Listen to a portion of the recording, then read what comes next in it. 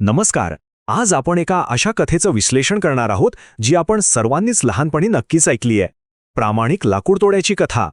वरवर पाहता ही कथा खूपच सोपी आणि ओळखीची वाटते, बरोबर? पण खरं सांगायचं तर ती आपल्याला मानवी स्वभावाच्या आणि निष्ठेच्या एका अत्यंत महत्त्वाच्या पैलूची ओळख करून देते. चला तर मग या कथेतील घटना आणि त्यामागील खरा सखोल अर्थ आज अगदी सोप्या पद्धतीने समजून घेऊया. आता सर्वांत आधी आपण एका प्रश्नावर विचार करूया. एका क्षणाच्या प्रामाणिकपणाचे खरे मूल्य काय असू शकते? अनेकदा आपल्याला असं वाटतं ना की कोणीही बघत नसताना थोडं खोटं बोलल्याने किंवा एखादी गोष्ट लपवल्याने काय मोठं नुकसान होणार आहे. पण आजचं आपलं हे संपूर्ण विश्लेषण ह्याच एका अत्यंत महत्त्वाच्या प्रश्नाभोवती फिरणार आहे. अगदी कठीण प्रसंगात घेतलेला एक प्रामाणिक निर्णय तुमचं संपूर्ण आयुष्य कसं बदलू शकतो हे आपण आज पाहणार आहोत. चला तर मग या कथेच्या मुळात जाऊया. या कथेची सुरुवात होते ती एका अतिशय साध्या माणसापासून, एक प्रामाणिक आणि गरीब लाकूडतोड्या. तो एका छोट्या गावात राहायचा आणि दररोज जंगलात जाऊन लाकडे तोडणे आणि ती बाजारात विकणे हाच त्याचा रोजचा दिनक्रम होता.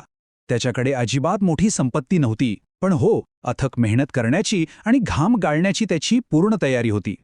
आता इथे एक अत्यंत महत्त्वाचा विरोधाभास पाहायला मिळतो, जो खऱ्या अर्थाने या कथेचा पाया आहे. एका बाजूला बघा, त्याची गरीब परिस्थिती आहे, जिथे दररोज काम केल्याशिवाय उदरनिर्वाहाचा म्हणजेच पोटापाण्याचा प्रश्न सुटणार नसतो.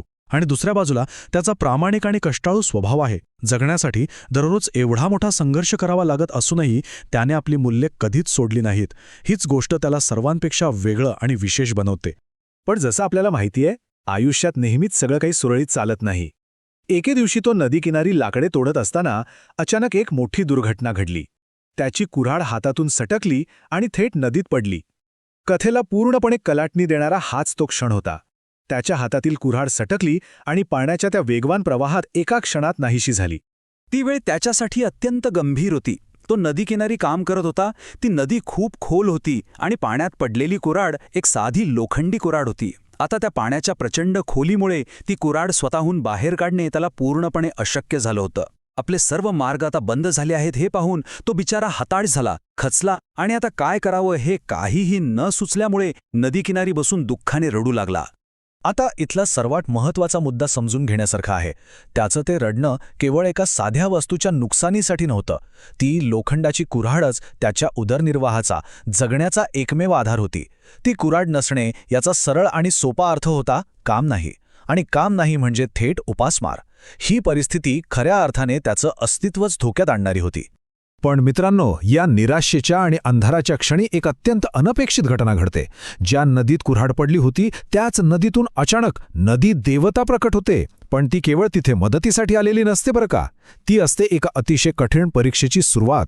एका हताश माणसाच्या मानवी प्रवृत्तीची आणि नीतिमत्तेची ही एक खूप मोठी चाचणी असते. देवतेने प्रकट झाल्यावर अत्यंत शांत आणि सौम्य आवाजात त्याला एक साधा प्रश्न विचारला. का रे बाबा, तू का रडतो आहेस? आता बघा, हा प्रश्न केवळ वरवरच्या माहितीसाठी नव्हता, तर त्या लाकूडतोड्याच्या मनातील खरं दुःख आणि त्याचा हेतू जाणून घेण्यासाठी होता.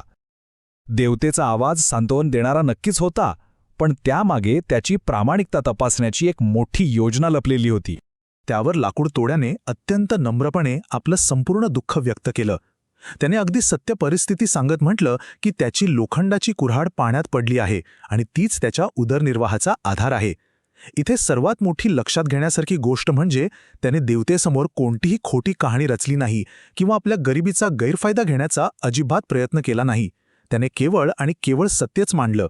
आणि बरोबर इथेच येतो या कथेतील सर्वात मोठा, श्वास रोखून धरायला लावणारा क्षण. देवतेने पाण्यात डुबकी मारली आणि ती बाहेर आली, ती चक्क एका सोन्याच्या कुऱ्हाडीसोबत. तिने विचारले, ही तुझी कुऱ्हाड आहे का? आता आपण जरा विचार करूया. एका माणसाला ज्याच्याकडे खायला साधा अन्न नाही, त्याला जर सोन्याची कुऱ्हाड मिळत असेल तर तो किती मोठा मोह असू शकतो. ही एक ऑफर त्याचं संपूर्ण आयुष्य एका क्षणात बदलू शकणारी होती. ह्या कठीण परीक्षेचे हे 3 टप्पे खरोखरच अत्यंत रंजक आहेत. पहिल्यांदा सोन्याची कुऱ्हाड समोर आली, लाकूडतोड्याने सहजपणे नकार दिला. दुसऱ्यांदा देवतेने चांदीची कुऱ्हाड आणली, तरीही तेवढ्याच दृढतेने आणि ठामपणे त्याने नकार दिला. आणि शेवटी जेव्हा देवतेने त्याची स्वतःची साधी लोखंडाची कुऱ्हाड पाण्याबाहेर आणली, तेव्हा मात्र तो अत्यंत आनंदाने उद्गारला, हो देवी, हीच माझी कुऱ्हाड आहे. खरं सांगायचं तर त्याचा हा आनंद जगातल्या कोणत्याही संपत्तीपेक्षा खूप मोठा होता. चला तर मग आता पुढे पाहूया की हा अफाट प्रामाणिकपणा त्याला नेमका कुठे घेऊन जातो. अत्यंत कठीण परिस्थिती आणि समोर उभे असलेले एवढे मोठे मोह असूनही त्याने सत्याची कास अजिबात सोडली नाही.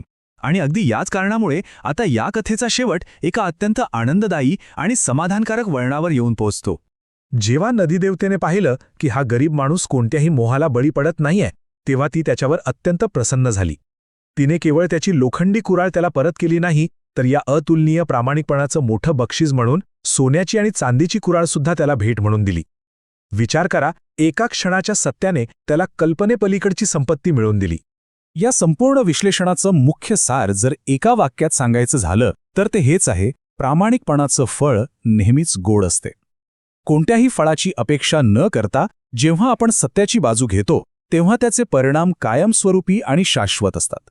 अप्रामाणिक मार्गाने मिळालेला फायदा कदाचित तात्पुरता असू शकतो, पण सत्याचा मार्ग शेवटी नेहमीच मोठा विजय मिळवून देतो, हे नक्की. आणि आता या विश्लेषणाच्या अगदी शेवटी आपल्याला अंतर्मुख करणारा एक विचार करायला लावणारा प्रश्न उरतो.